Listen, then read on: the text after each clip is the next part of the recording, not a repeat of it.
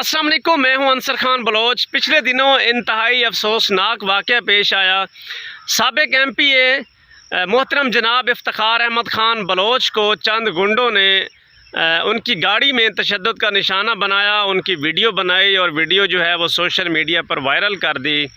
वो वीडियो इंतहाई अज़ियतनाक है, इंतहाई दर्दनाक है, इंतहाई कर्बनाक है। एक बंदा उस वीडियो को देख नहीं सकता कि किस तरह वो एक बुज़ुर्ग सियासतदान को जो 2 दफ़ा MPA रह चुके हैं उनको तशद्दुद का निशाना बना रहे थे। पूरे पाकिस्तान से उनकी जो हरकत है वो मज़म्मत की गई।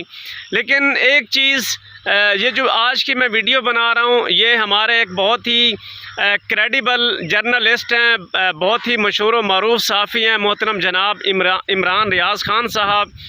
आपने एक वीडियो बनाई जिसमें आपने इफ्तिखार खान के हवाले से कुछ एक 2-2.5 मिनट का एक क्लिपिंग थी, उसमें वो भी आप उसमें कुछ फरमा रहे थे।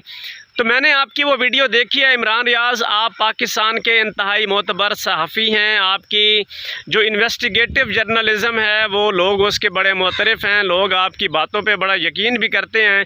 लेकिन आपने उस वीडियो में जो इफ्तिखार खान साहब के बारे में अल्फाज इस्तेमाल किए हैं, मैं चाहता हूँ एक सहाफ़ी होने की हैसियत से, और मेरा ताल्लुक़ क्योंकि उसी इलाके से है, जंग से है, तो मैं आपसे ज़्यादा जो हक़ाइक़ हैं वो मैं जानता हूँ। तो आपने हक़ाइक़ को मसख़ किया है, आपने गलत बयानी की है। हम आपके जो व्लॉग्स हैं वो देखते हैं, हमें आपके व्लॉग्स से बड़ी मालूमात मिलती हैं। लेकिन आपका ये व्लॉग और उस व्लॉग का ये हिस्सा देख के तो आपकी जो इन्वेस्टिगेटिव जर्नलिज़म है उस पर भी मैं समझता हूँ कि ये सवालिया निशान है कि आप जो हमें मालूमात देते हैं, अब मुझे तो ये लगता है कि शायद आप वो मालूमात भी हमें गलत देते हैं। यानी एक बंदे को आपने जी ज़मीर फ़रोश कह दिया, ठीक है ना। वो भाई ज़मीर फ़रोश कैसे है? उसको आपने कह दिया जी ये मुनहरिफ रोकन है। उन्होंने कहा कि ज़मीर फ़रोशों को फैंटी लग रही है। साबिक़ MPA इफ्तिखार बलोच, ये इनका जो है वो जो हशर कर रहे हैं लोग वो ये देखें।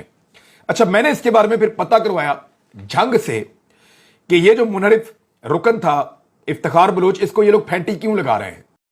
और भाई मुझे बताएं ये मुनहरिफ रुकन कैसे हो गया है? मुनहरिफ रुकन वो होता है जो एक सियासी पार्टी से इलेक्शन लड़ता है, फिर उस पार्टी को छोड़ के किसी दूसरी पार्टी को ज्वाइन कर लेता है, यही मुनहरिफ रुकन होता है ना। मुनहरिफ रुकन हो गया, लोटा हो गया, ये जो इस्तिलाहात इस्तेमाल की जाती हैं। तो इमरान रियाज़ साहब, सबसे पहले तो मैं आपको ये बता दूं कि इफ्तिखार अहमद ख़ान कोई मुनहरिफ रुकन नहीं है।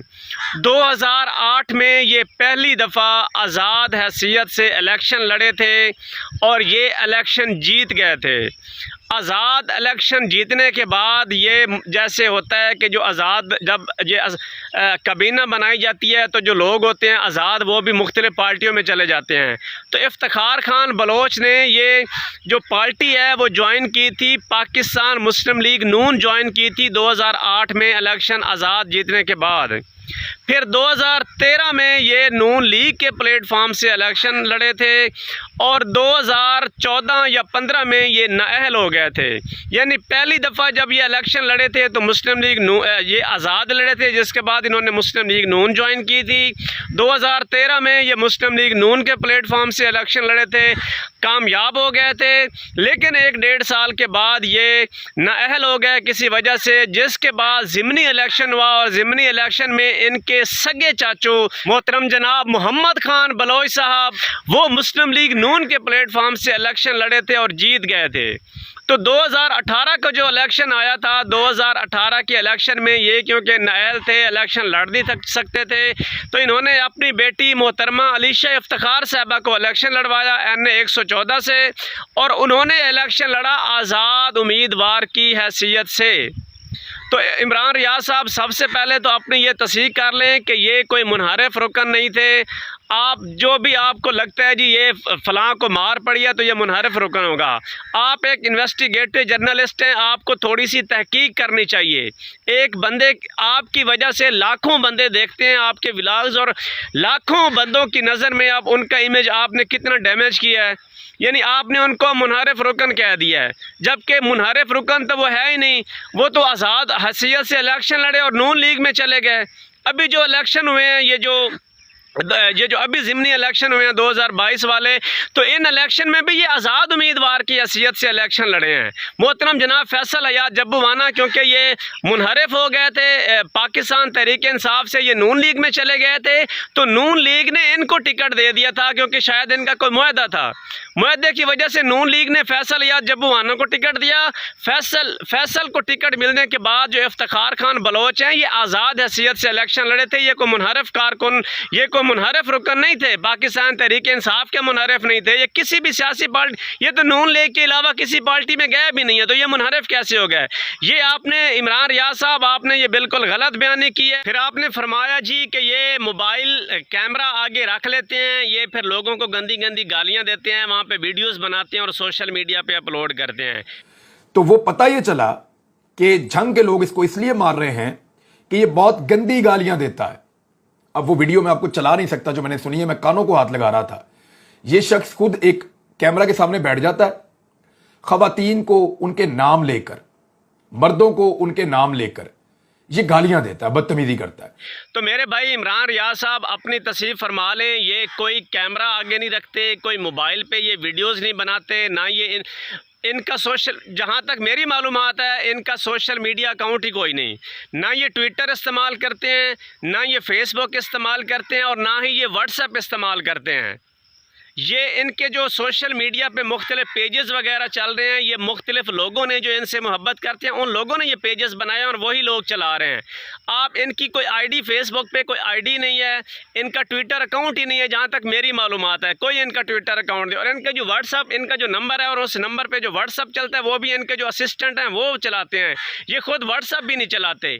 तो ये कोई मोबाइल आगे रख के, कोई कैमरा आगे रख के ये वीडियोस नहीं बनाते। ऐसा इनका एक वीडियो भी आपको नज़र नहीं आएगी कि ये मोबाइल आगे रख के ये वीडियो बना रहे हैं और उस वीडियो में आपने कहा जी लोगों को गंदी गंदी गालियां देते हैं। फिर आपने ये भी कहा कि माओ बहनों के नाम ले ले के उनको गालियां देते हैं, खवातीन को उनके नाम लेकर, मर्दों को उनके नाम लेकर ये गालियां देता है, बदतमीजी करता है। तो मोहतरम जनाब इमरान रियाज साहब, इनके जो सियासी मुखालिफिन हैं, अगर आप उनकी वीडियोस देखें तो वो इनके बारे में क्या कहते हैं आप कभी वो सुने। तो जैसे आप कहते थे ना कि मैं वीडियो सुन के मैंने कानों को हाथ लगाया है, तो आप उनकी वीडियो सुन के भी कानों को हाथ लगाएंगे।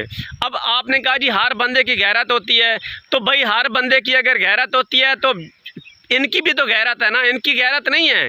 अब एक बंदा जो इनका सियासी मुखालिफ है वो एक भरे जलसे में, अब इनको मैं अब वो लफ्ज़, उस जानवर का लफ्ज़ इस्तेमाल नहीं कर सकता, वो लफ्ज़ इस्तेमाल करके फिर कहें जी आपने अगर उसको चुप करवानी है तो आपने उसको क्या ऐसे लफ्ज़ इस्तेमाल, यानी वो ऐसे लफ्ज़ जो इनके सियासी मुखालिफिन हैं वो कहते हैं, मैं अब आपको वो यहाँ पे बता भी नहीं सकता ना, मेरे पास वो क्लिप्स हैं, मैं वो क्लिप भी ना यहाँ पे नहीं चला सकता एथिक्स की वजह से।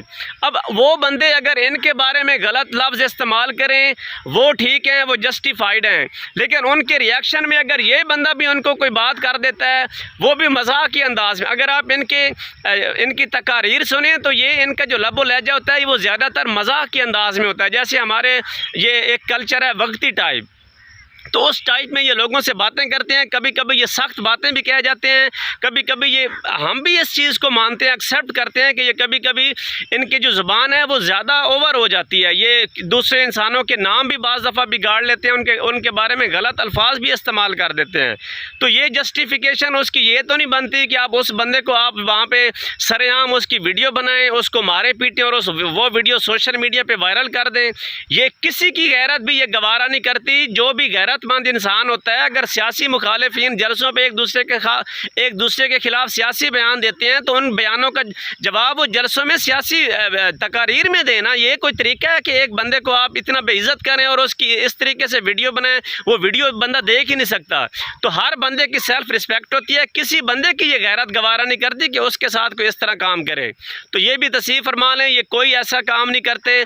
कोई मोबाइल पे ये वीडियो बना के किसी का नाम ले के मुझे इनकी एक वीडियो बता दें इसने किसी बंदे की, अपने किसी सियासी मुखालिफ की, किसी घर की औरत का नाम लिया और औरत का नाम लेके उस बंदे को गाली दी हो। हाँ, हम मानते हैं कि वो उस बंदे का नाम बिगाड़ते हैं, उसको शायद गालियाँ भी देते हैं, चलो हम मान लेते हैं जी उसको गालियाँ भी देते हैं, लेकिन आपने कहा जी उनके घर की औरतों के नाम लेके उनके नाम बिगाड़ते हैं। तो जनाब एक वीडियो दिखा दें, इसने इफ्तिखार बलोच साहब ने किसी एक सियासी मुखालिफ की किसी एक औरत का नाम लेके उसको गालियाँ दी हों या उस औरत का नाम लेके उनकी तज़हीक की हो। फिर आप फरमा रहे थे जी ये जो मारने वाले हैं उनके पाँव में जूतियाँ भी सही नहीं हैं, वो प्रोफेशनल लोग नहीं हैं। तो वो जो मारने वाले हैं वो एक तो उनके पाँव में जूतियां भी सही नहीं है, यानी वो प्लान्ड इस तरह का नहीं है कि वो किसी पॉलिटिकल पार्टी ने मार पड़वाई। कुछ लोग कह रहे हैं कि इमरान खान साहब ने शायद इंस्टिगेट किया, ऐसा नहीं है। ये लोग सब मिलकर इसको गाड़ी से भी बाहर नहीं निकाल सके। वो प्रोफेशनल गुंडे बदमाश तो थे नहीं, बस ये इसको वो एक पाइप के साथ, एक डंडे के साथ और एक रबड़ का वो एक बेल्ट होता है उसके साथ इसको मार रहे थे और इसको नोच रहे थे। कोई कपड़े की एक टाकी निकाल के ले जाता, कोई दूसरी, वो ऐसा ऐसा नंगा हो गया बेचारा और उसको ये मारते रहे। वो माफिया मांग के वहां से निकल गया। तो भाई इमरान रियाज साहब मुझे बताएं कि प्रोफेशनल लोग कैसे होते हैं। उनके पास असला है, उन्होंने अपनी शनाख्त छुपाने के लिए नुकाब लिए हुए हैं, उनके पास वो हंटर हैं, उनके पास वो डंडे हैं। तो आप ही बता दें जनाब वो प्रोफेशनल लोग कैसे होते हैं और नॉन प्रोफेशनल लोग कैसे होते हैं। अब उन्होंने बाकायदा तौर पे अगर एक वाक़या पेश आया है तो ये बाई चांस तो नहीं होता कि वो सड़क पे जा रहे थे तो वो रास्ते में कतार गोटी खेल रहे थे तो इनकी गाड़ी ने जनाब उनकी कतार गोटी की जो लकीर है वो मिटा दी, तो उसके रिएक्शन में इन्होंने ये काम किया है। डंडे सोटे उठाना, अपने चेहरों को छुपाना, असला लेके आना, ये प्लान्ड होता है इमरान रियाज। अब उन्होंने बाकायदा तौर पे अगर एक वाक़या पेश आया है तो ये बाई चांस तो नहीं होता कि वो सड़क पे जा रहे थे तो वो रास्ते में कतार गोटी खेल रहे थे तो इनकी गाड़ी ने जनाब उनकी कतार गोटी की जो लकीर है वो मिटा दी, तो उसके रिएक्शन में इन्होंने ये काम किया है। डंडे सोटे उठाना, अपने चेहरों को छुपाना, असला लेके आना, ये प्लान्ड होता है इमरान रियाज साहब। ये बग़ैर प्री प्लानिंग के ये काम नहीं हुआ। ये भी तस्वीर फरमा लें कि उनके पाँव में जूतियाँ नहीं थी और वो ऐसे लोग रिएक्ट कर रहे थे, वो कोई प्लानिंग नहीं थी। तो मेरे भाई प्लानिंग कैसे होती है, आप बता दें कि प्लानिंग कैसे होती है। यानी एक बंदे ने हंटर लिए हुए हैं, डंडे लिए हुए हैं, असला उनके पास है, नुकाब उन्होंने लिए हुए हैं, तो मुझे बता दें भाई वो प्लानिंग कैसे होती है। ये इसकी भी थोड़ी सी वजाहत फरमा दें कि ये प्लानिंग के साथ कैसे मारते हैं और बग़ैर प्लानिंग के कैसे होता है। अपने भाई इमरान रियाज साहब की खिदमत में ये अर्ज़ करता हूँ कि जो आपकी तहकीक है वो एक दोस्त से पूछने की बजाय, ये एक आध बंदे के पूछने की बजाय आप थोड़ी उसको 2-4 बंदों से पूछ भी सकते हैं कि ये ताकि आपकी जो क्रेडिबिलिटी है ना उस पर हर्फ ना आए। आपने ये जो इफ्तिखार खान के मामले में जो आपने ये बातें की हैं, ये आपने बिल्कुल गलत बातें की हैं, हक़ाइक़ के बिल्कुल बरअक्स बातें की हैं। जो हकीकत थी वो मैंने आपको बता दी है। उम्मीद है ये जो भी लोग सुन रहे हैं वो इस हकीकत से वाकिफ़ हो चुके होंगे, इस हकीकत से आश्कार हो चुके होंगे कि इमरान रियाज साहब ने जो अपने विलाग में ये जो इफ्तिखार खान साहब के बारे में बातें की हैं वो इंतहाई गलत बातें हैं। मैं उनको कंडेम करता हूँ, उनको रिजेक्ट करता हूँ और मैं चाहता हूं कि इमरान रियाज साहब जो हैं वो अपनी इन बातों पे वो माफ़ी मांगें, ये इफ्तिखार खान से भी माफ़ी मांगें।